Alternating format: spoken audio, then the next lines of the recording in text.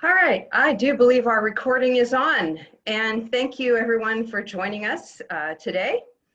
I'm Bridget Meckley, Director of Formation and Mission at Fletcher Hills Presbyterian Church, and we are meeting some folks from Olive Crest Safe Families for Children. And let me share my screen here just to get started. Safe Families for Children is part of our current emphasis on neighborhood mission opportunities for Fletcher Hills. And these opportunities are opportunities that we have found, and we've kind of put them under the umbrella of biblical hospitality. They are opportunities to step into our neighborhood and to help families that are in our neighborhood. And Safe Families for Children is a program that allows us to do that. So on the call today, Alyssa Smith is a family coach supervisor with Olive Crest, which manages the Safe Families for Children program in San Diego area. Alyssa is co-hosting with me, and she will be talking about and giving us background on the program and how it works. Missy Bell is also on the line, and she is the Community and Church Engagement Associate. If we are able to put a team together to work with Safe Families for Children, we will get to know Missy very well. Jen Halliburton is on the call. She is the Church Engagement Director for Orange County and San Diego County. And then Jared Johnson is also on the call, and he is the Intake and Community Coordinator for our area. So I think I have introduced the folks from Olive Crest. So let's kick this off. Alyssa, I will turn the sharing over to you. And we have planned to walk through what the Safe Families for Children program looks like, what the various ways are that we can participate in giving care for children whose families are in crisis, and kind of what that might look like. So I will stop sharing, and then Alyssa can share her screen. Take it away, Alyssa. Awesome, thank you so much. Let's see, are we good to go? You guys see? We're okay? Okay, great.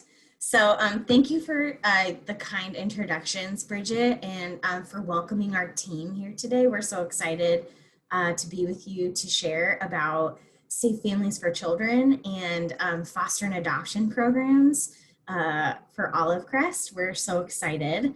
I'm going to start our time off today with a reality check. So I'm just going to go right for it. We have a crisis going on in our community. Families in San Diego face crisis every day. Crisis can actually be very normative in our lives, but when you're isolated and lack resources, and you're a single mom, which is the majority of who we serve, I would say 90% or like 97% of who we serve is really isolated single mamas. And when you go through crisis and you're isolated, what we know from the research is that parental crisis with a lack of support equals greater risk for kids being in positions where they're harmed. They can kind of be the innocent bystanders, right? But as moms and parents struggle, we recognize how important our community is to us and how that helps us to diffuse crisis. In our times of need, if you could even think about that, like who do I rely on in my time of need, and imagine those people not being there and how much more that would elevate crisis and stress. Neglect is actually the most common form of physical abuse that is reported. So examples of neglect would be like not feeding adequately, not bathing adequately. So you could imagine like kids living in a car and how that would present challenges for meeting those for meeting those basic needs, or not getting to school, or not having resources available, or facing challenges for school. Actually, with distance learning, a lot of our families are reporting to us that it's very, very challenging for them to engage even with technological platforms and transitions, and for them to homeschool and monitor in the midst of other crises going on in their life is very, very challenging. There's medical neglect too, like not getting adequate medical care, or not seeking that out in a timely manner. In San Diego County, so we know that there's a report of child abuse that comes in every 10 seconds when we look at data across Southern California. Specific to San Diego County, over 50,000 reports come in on average annually. Of those reports, just over 4,000 of them are substantiated, which can be shocking, the gap between those two. So there's reports that come in, and then there's reports that get investigated and substantiated, meaning that they sent a social worker out and they're actually able to find some shred of evidence of what was originally reported. And then from that, just over 1,100 receive services, like county mandated services, where they can rationalize and justify the expenditure that it takes to detain a child, place them in a safe place, put a family on a family maintenance plan, a case plan, those kinds of things. So that can be, sometimes people are shocked. Like, wait a second, there's like this gap in San Diego of, thousands of reports that come in that don't automatically equal that kids are detained or taken into foster care.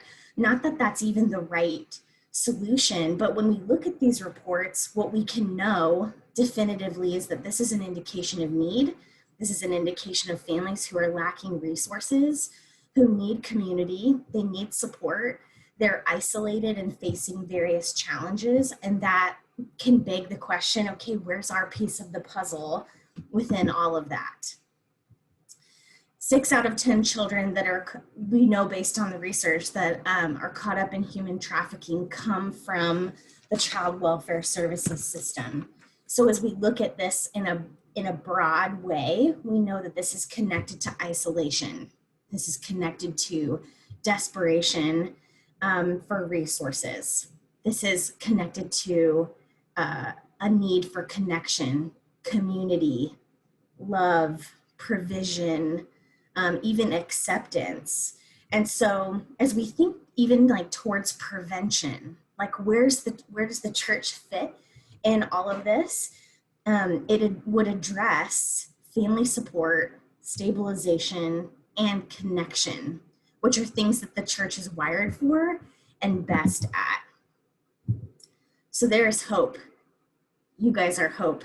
John 10:10, Jesus says, I have come that they may have life, that they may have it more abundantly. So as you experience the abundant life, I think a lot of you are involved in missions. My hunch is that you're involved in missions at your church, and that you're a part of this meeting because by no accident, by the way, I think it's no accident that you're joined in on this meeting today and that you're seeking to learn more, but that you have an abundant life that's been offered to you by Christ.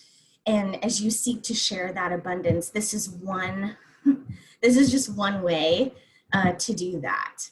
So we believe at Olive Crest that the local church is God's plan for this world, the local church is God's plan for redemption, that God's plan is that's the hope, that you guys are the hope of the world, that your church is the hope of your neighborhood. So our vision for Olive Crest is that the church would be returned to the forefront of caring for the most vulnerable kids and families in our community, because that's the role that we were always meant to play, and we're best at it. There's no other entity that's best at family, that's best at relationship. Like family, the creation of family is part of the heart of God. It's part of his vision for wholeness within the world. And we know that when there's breakdown within the family, that it leads to all kinds of other pathologies that can surface within our culture and within our society. And so when we think about the church being at the forefront of this, it looks like in one arm, it looks like biblical hospitality, welcoming in the stranger. Those strangers are just little kids for safe families.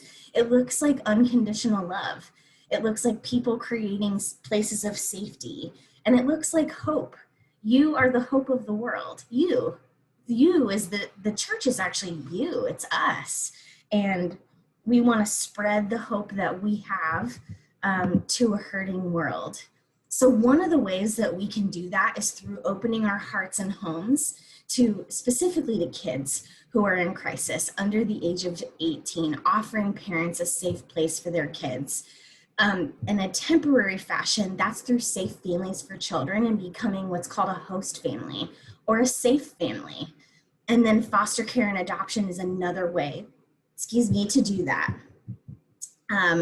To open your home to a family that's in crisis in a way that engages with the system and specific tenets that go with that. So as we think about Safe Families and some specifics, I'm going to unpack a lot of what Safe Families is today as a prevention program under the umbrella of Olive Crest. So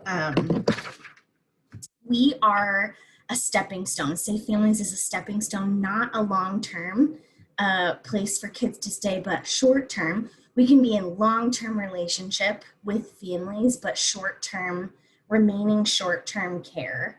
And this is a church-based solution. Part of what we're going to talk about today is launching a ministry of your church or creating inroads for that. And this is preventative for families who just need a little bit of support, just a little bit of help.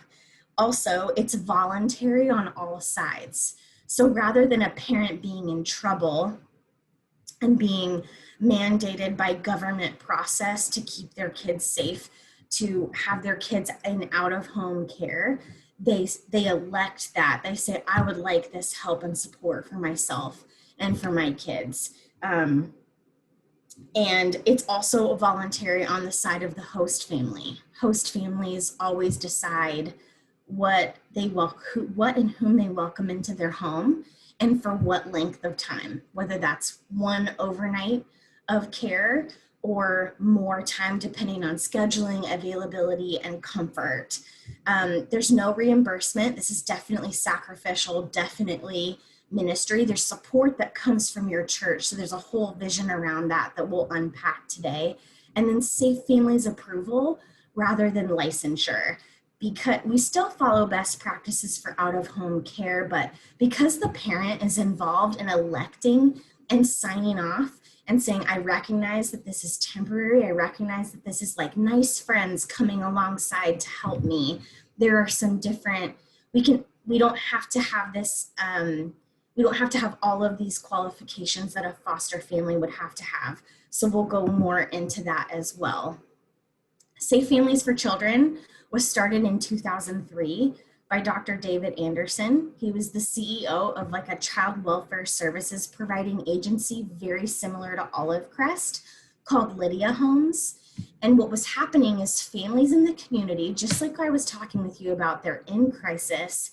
You know, this Lydia Homes, just like Olive Crest has been around for almost 50 years, providing a continuum of care. So when you're existing like that in a community, people can look towards you, and they do begin to look towards you for help and support when they fall on hard times. And so that's what was happening with Lydia Homes. Families were coming and saying, can you help me with my kids? I need temporary foster care for them. I'm going through a hard time. I don't want anything bad to happen to my kids.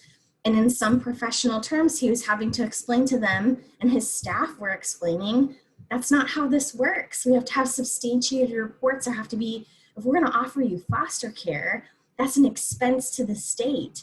And so we have to be able to defend that in a court of law. But this keeps happening, and it's a violation of his conscience, right? Like that families are struggling and need support, but they don't need it at the level of foster care. They need it at this previous level of when they're just beginning to struggle. And so he began to think, what if the church could be mobilized? What if this could be a movement of the church, to really reach and do preventative work? What if we, for him, it began with him. And so one day when this single mom came to him with this little baby and said, I need help. Would you help me? I need to check into treatment. He drew up release of liability paperwork. He's the CEO of Lydia Homes, very similar to Olive Crest. His wife is a school teacher.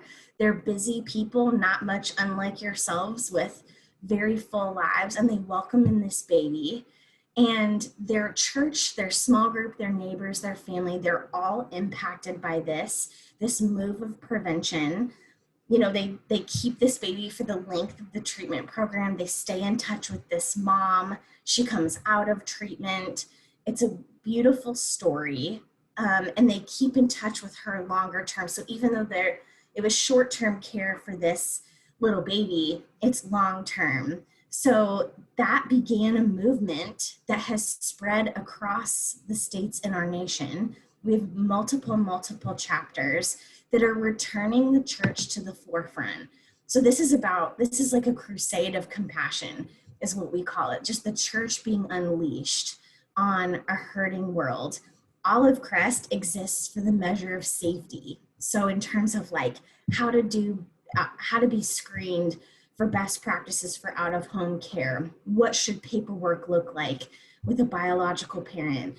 How can we make good matches between a biological parent in need and a church, or specifically a host family who would step in, being then the catalyst for the church to wrap support around not only that host family, but also around this hurting bio family that needs to know the love of Jesus. And these bio families, what we find is that they may not interact with church on like a typical traditional level, but this offers them the ability to interact with church from a love first approach. You being the church, loving them first, drawing them out of isolation. Keeping their kids safe is this catalyst for the relationship with her. This is truly a ministry to very isolated bio moms. She's the widow and the orphan in this situation. The kids have parents. They have a parent who is doing their best but is struggling. And this offers her, the isolated one, an opportunity to engage with healthy community. Our goals are early intervention in times of crisis and early intervention in kids' lives. Most of the kids that we host are under the age of 5. Child abuse prevention, when we come alongside families who are struggling and needing assistance, we can keep kids safe. And we know that this is, so many parents have told us it was a relief just to know that you were there, that if I needed you, I could call you. And by you, they mean the church. They don't know it, but it's the church. They're accessing the church in this. And it's, sort of like Olive Crest and Safe Families is the professional reputation in the community, which is so needed for building trust.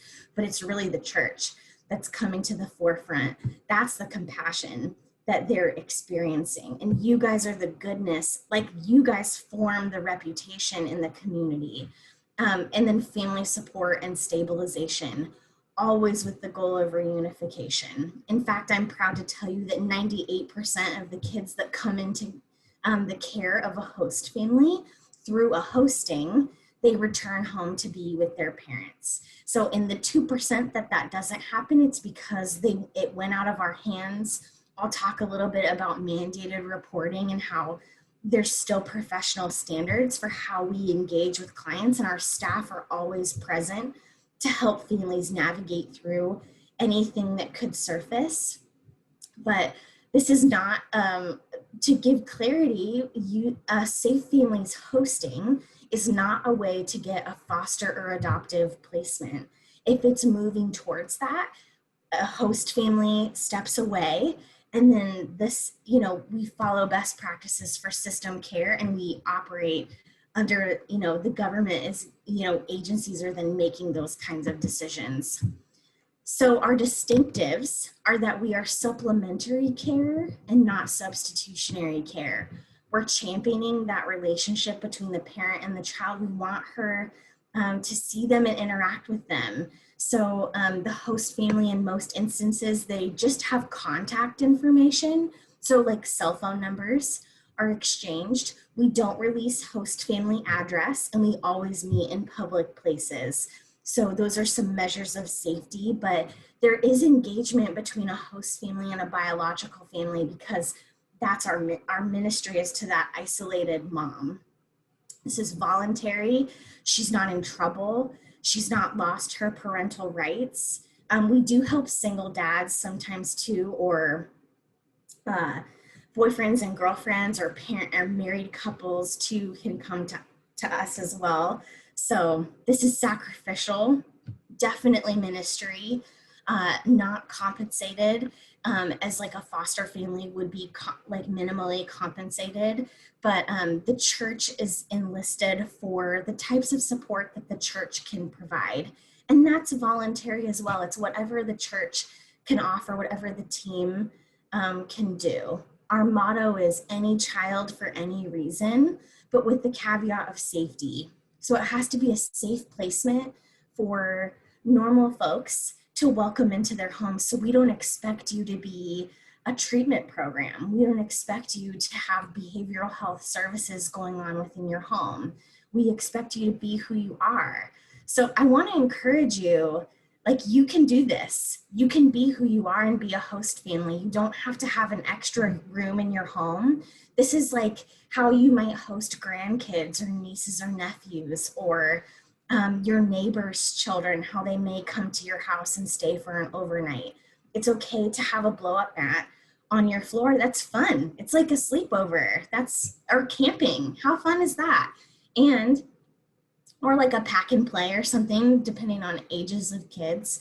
And you decide what you offer. So if you're like intensely busy and you just want to offer, you're like, this is what I can offer. We could do a weekend, or we could do, this singular overnight if it's in my neighborhood. That's amazing. And that's still being a host family. So you can do this. This is just offering what you have. And we screen for safety for kids. So we want for kids coming into your home to be a great referral for us is a mom is in crisis and the child is the innocent bystander to that crisis. That's a great referral. And we can help in those instances all day long.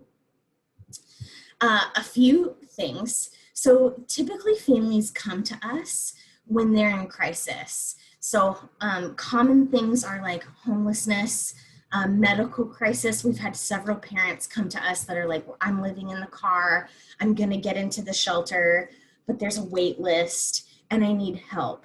And I don't want it's hard to parent my kids in the hot car. We're under-resourced. Can somebody help me, for a short amount of time? Or I need to have surgery and there's no one to take care of my child. I'm having a baby and I have a 2-year-old who needs a safe place to stay for a few nights that can be on call when I go into labor. Or I have a 90-day treatment program I want to complete. I'm ready to go into treatment, but my child can't accompany me. Can someone step in? The underlying thing here is if they have other family and relationships and friends who can step in, who are safe people for their kids, they're going to leverage those relationships and use those inroads to getting help primarily. But social isolation is this underlying cause of the needing to, so this is a way to just expand. And isn't this a beautiful way to just, for families in our community to expand their support system and to have a safe place for their kids to stay. Average length of stay is 45 days. Engagement can be much longer. So host families can, at their comfort level, continue to be in longer term relationship with biological families that reach out for help and support. And we want that.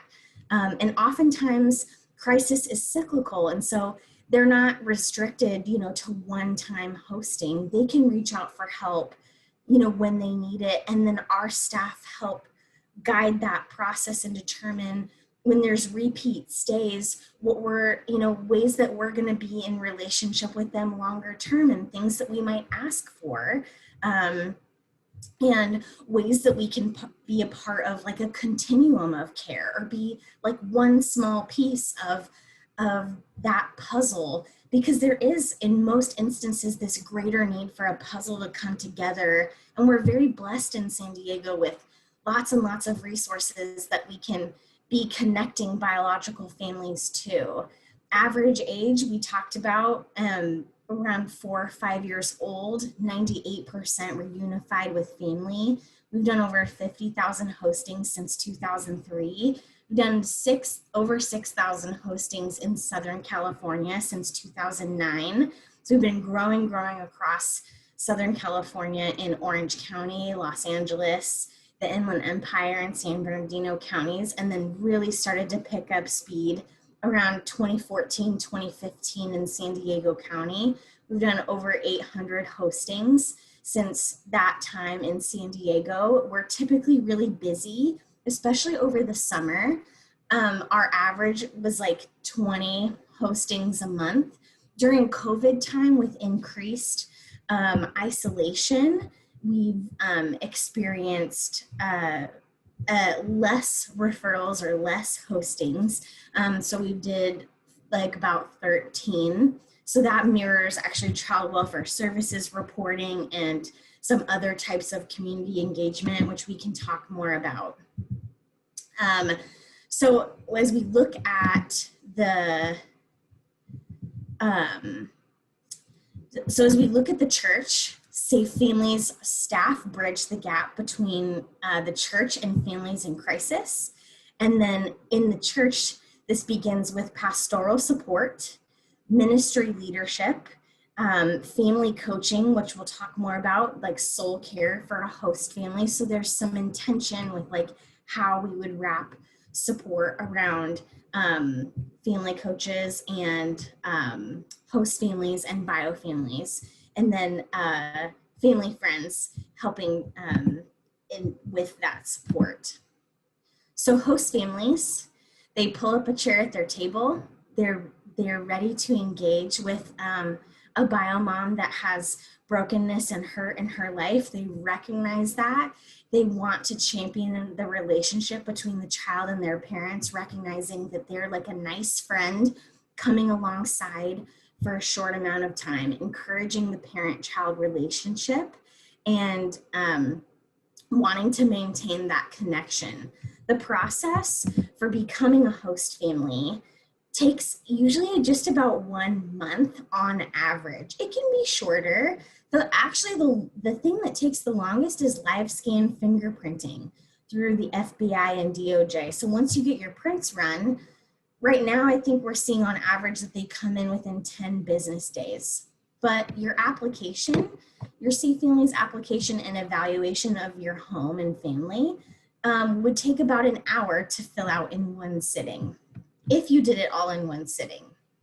And then there's some documentation that we ask you for, your 3-year DMV record, a photocopy of your driver's license, proof of car insurance, and some references, just some personal references. And then your home study is less like a evaluation of your home and more a training, vision casting time for your family.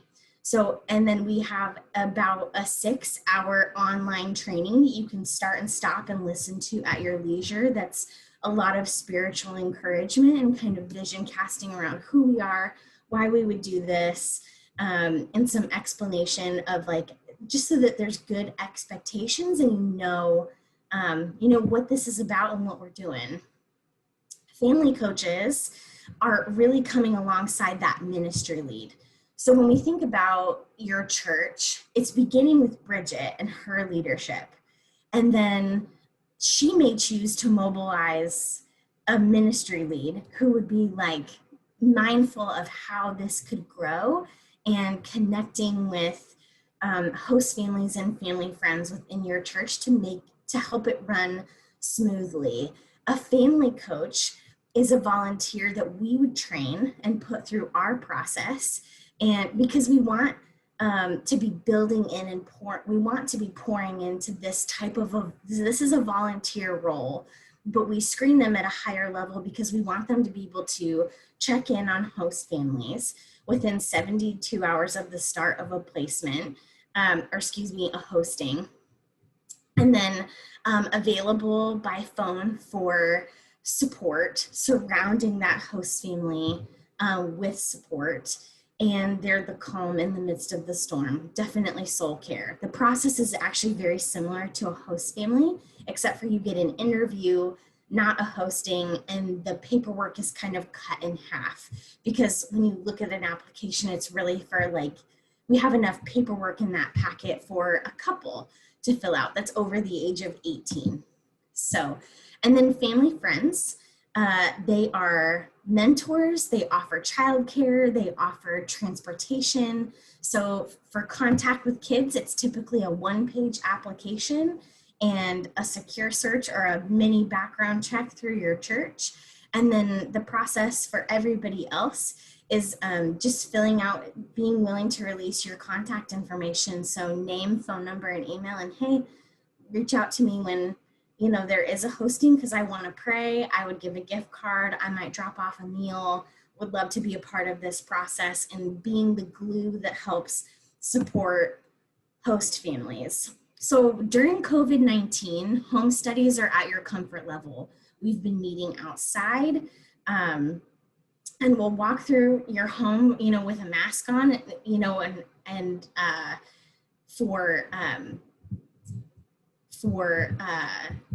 I'm doing like an in-person orientation. So that's just like the home study process. And then we're also screening our referrals with COVID-19 questions. And we recognize that this is a time when our vulnerable families are even more vulnerable. I think all of us have felt the additional strain of this season. And there's been aspects of this that are difficult, and we're feeling more isolated. And so you can imagine how much more that impacts already isolated and struggling families. So it's been amazing to see host families and churches still coming forward, but at their comfort level. So everybody's making their own decisions and evaluating for themselves, how do I want to engage during this season? So, our hosting process is that a need will come in, we'll fill out, our staff will screen that need, and then from there, we'll be connecting that need with a host family or a church who can step in for that length of time. We meet in a public place, they exchange contact information. Primary goals are unconditional love, biblical hospitality, and safety. Our primary measure of success is just biblical hospitality shown. So we're not asking host families to fix biological families. In fact, they don't come to us typically wanting to be fixed. They just need a safe place for their kids. But our engagement with them and relationship with them can open the door to greater engagement and greater relationship and influence over time. So, and then the family coach and ministry lead are touching base with that host family. There's a notification that goes to the church, and then that a hosting has begun, and then the church can come around and support that host family.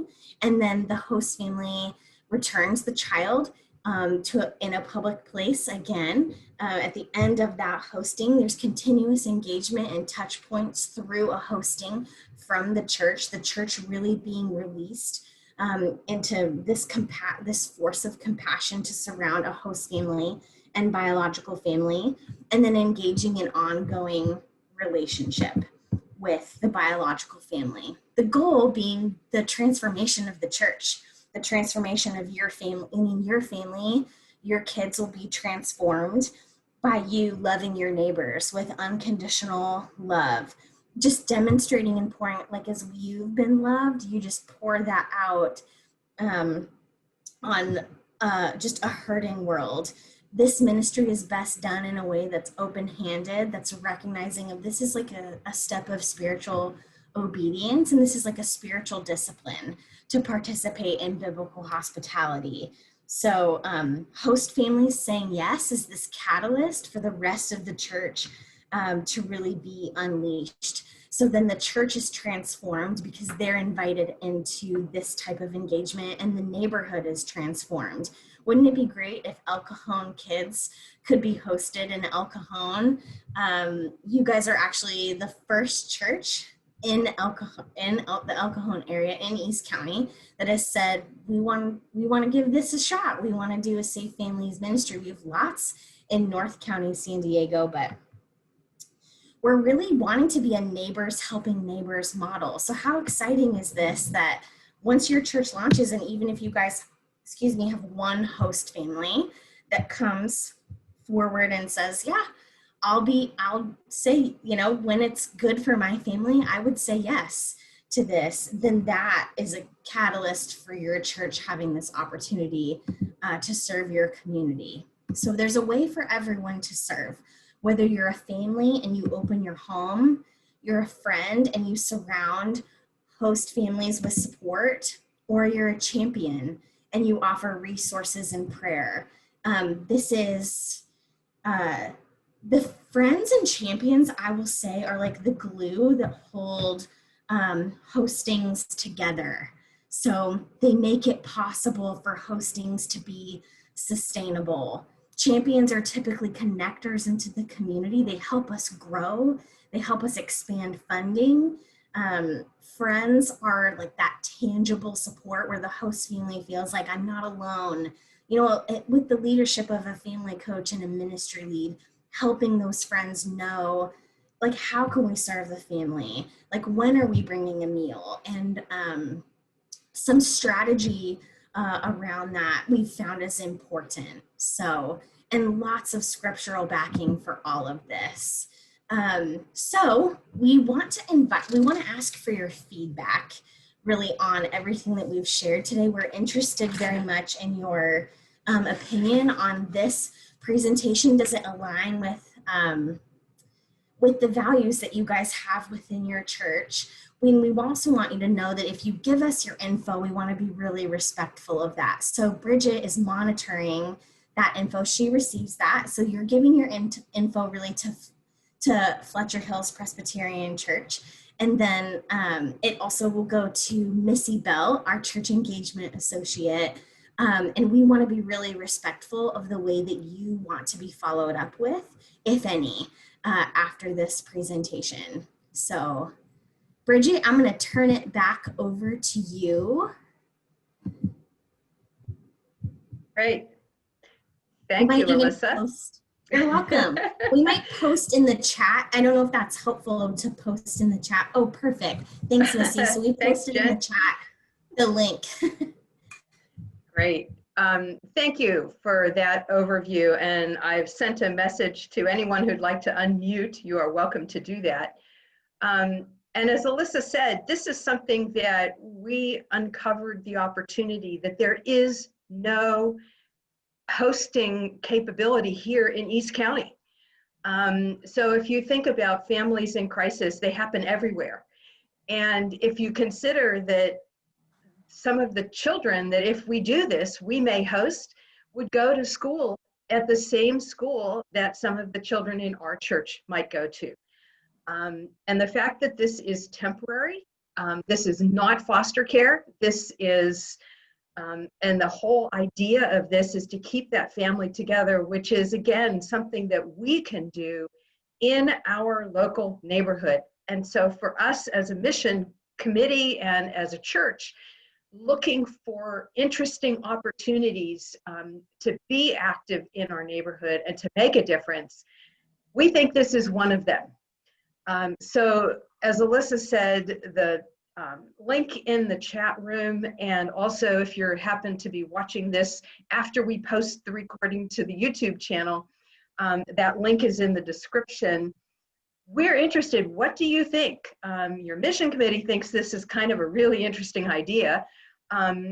we also want to be very cognizant of where the energy is in our church family. So if everybody's in for being friends, but we don't have a host family, we need to know that. If we've got a family or two that says, yeah, this is kind of intriguing, I would be interested in either finding out more about how to host or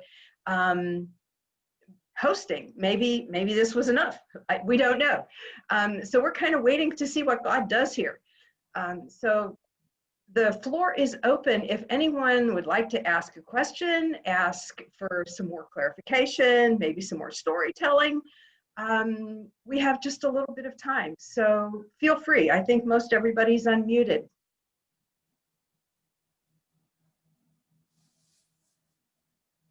I was thinking, just about you guys in your group, and how many of you are like serving on a mission, on the missions team at Fletcher Hills. And I was thinking we might have a chat room full of champions today. We might have a Zoom full of champions, and maybe from this meeting, there are some strategic conversations that happen. Maybe you guys think about the people in your church and people that you're like, who might be a great host family? Like, who would open their home? There's not a limitation to who that can. We have host families of any shape and size. So you can host kids in an RV.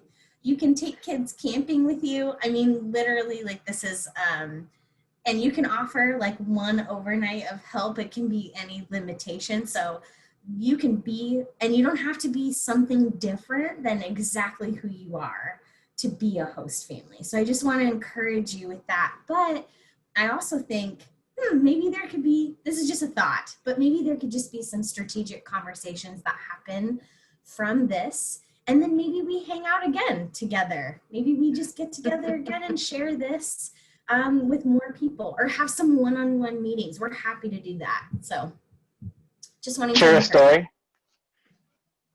All right, Sure, so cool. So when I was in junior high, I grew up in El Cajon, and I actually went to a leadership camp where I lived at Fletcher Hills Press for like 4 days. Oh. And I we did service stuff. I specifically remember pulling weeds, lots of weeds. And we still have those weeds, by the way. I didn't do a good enough job, apparently, right? And this is, I'm almost 40 now, but I feel so connected with you guys. I've only been to Fletcher Hills Press that one time, but literally every time I pass Soup Plantation, I see that the church up there, right? And it's like, I feel so connected with that. And so some way, the DNA of what we're talking about here, you guys already have, right? Like you guys brought me in for 4 days, and it's gonna be a little bit different. We're not putting our kids to work, right? But but we are opening our doors and even taking it to the next level of like your homes and being Jesus and loving on them. And so I think like you guys, I just want to thank you first off for that so many years ago. But like how exciting it is to kind of look forward and see what's going on. Cool. I did not know that story, Jared. Thank you for sharing that. Exciting, yeah. And I will say, having had my daughter involved with Safe Families, but also another piece from my own heart is that I worked as a social worker with FFAs for 10 years and worked, in social services and stuff. So the whole idea of keeping kids out of the system is just so exciting to me. When my daughter did this, I was just like, what, an incredible program to have this. And I got to see it in action, so it's very exciting. Cool. Thanks, Lorna. Awesome. Thanks, Lorna. Yeah. I think I would just add, so my husband and I said yes about 9 years ago to our first hosting for Safe Families. So we pastored church for over 20 years in Orange County, and we're very comfortable with ministry, but it was a big ask for us to open our door to not just a kiddo, but really to a mom that we really felt called to walk alongside.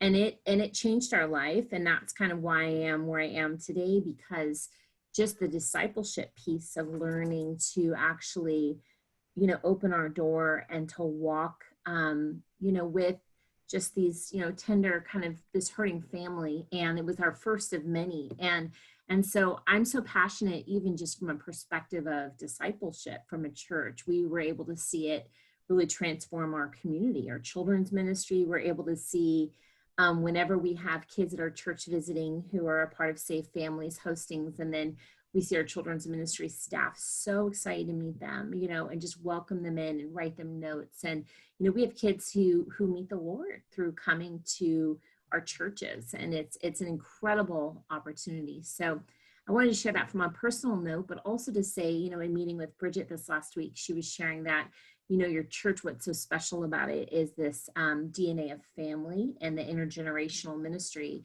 of your church. And that's why Safe Families is just a really unique fit, because it's really looking at creating opportunities for aunties and uncles, grandmas and grandpas to basically just have real relationship. And so the hosting could be one night. I mean, you could have someone in your church community that says, I can do this, but really I can have small yeses with my life, what this looks like, maybe just respite care weekends.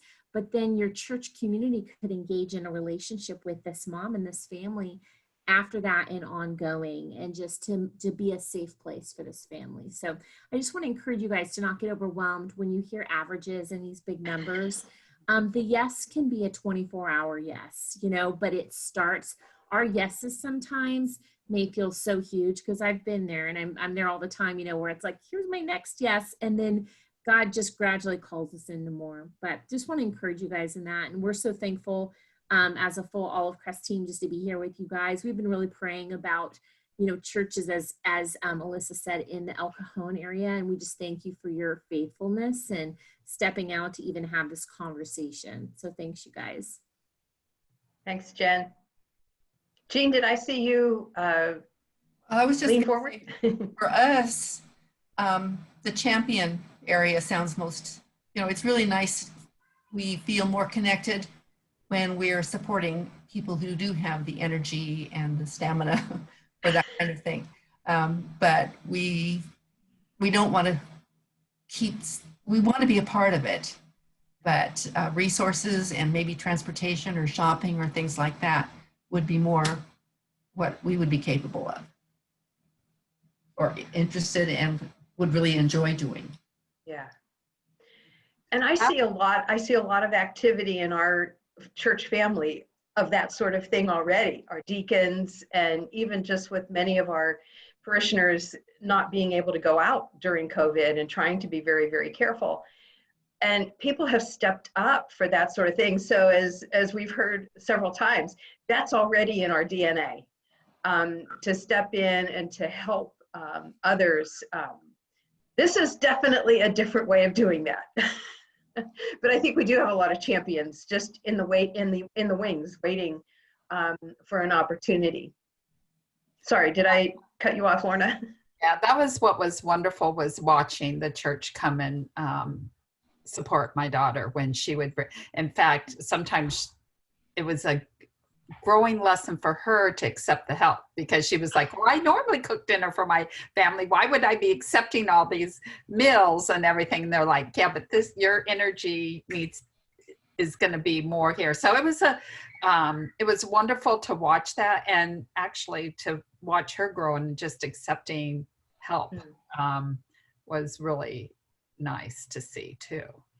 So I think families that volunteer for this are heroes and really unique, have that heart to give. So they need to learn to receive too. Yeah, for sure. Any final thoughts? Any of Missy, Jen, Jared, Alyssa from Olive Crest, or anyone else have some final thoughts before I end the meeting with a prayer? Just thank you all for coming. It's very Thank you for having us. And glad to hear that this kind of thing is going on.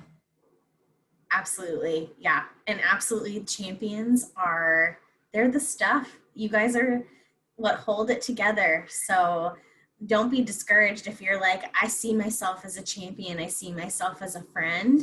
And I truly believe that this won't be our last time gathering together and hanging out. So thank you for having us today. Thrilled to be with you. And Lorna, thank you for the story that you shared about the humility that it takes to be a host family and accept help as somebody who says yes and is like probably a trailblazer and like the brave, being brave and like saying, they feel that sense of personal ownership in saying yes, but that step of humility. And this is all about spiritual growth. So this is all about the church shining brightly. So we step in just as much as we think like, I'm stepping in to help, keep this family together. And it's so easy to see where like they lack resources and we have.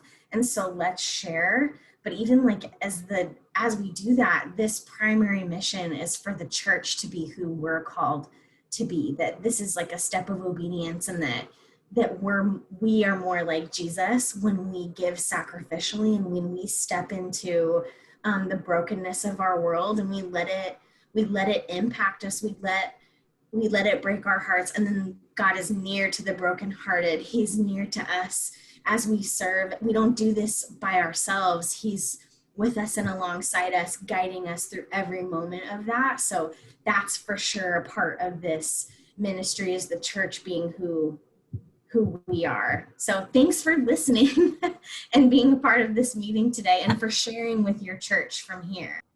Yeah, and I think just, from my watching this, I think the one thing too for our church, because we do have a lot of older people, it's host family doesn't have to just be a young person. I mean, and you can limit your stays to I just want to take kids that just need a weekend. So it is just like having your grandkids there for a weekend. And, I know personally myself, after a weekend, I'm ready for them, to go home, because that's all I have. But I mean, and I think Safe Families was really good with my daughter on saying, setting limits. And there were times when she had her own family issues that needed to say, this isn't a good time for a kid to come in, those kind of things. And they were very respectful and of her taking care of herself and her family. So I would say that too. And I just wanted to offer that we are totally available to answer questions. I don't know about you guys, but when I'm in these meetings of do you have any questions? I'm like, no, I have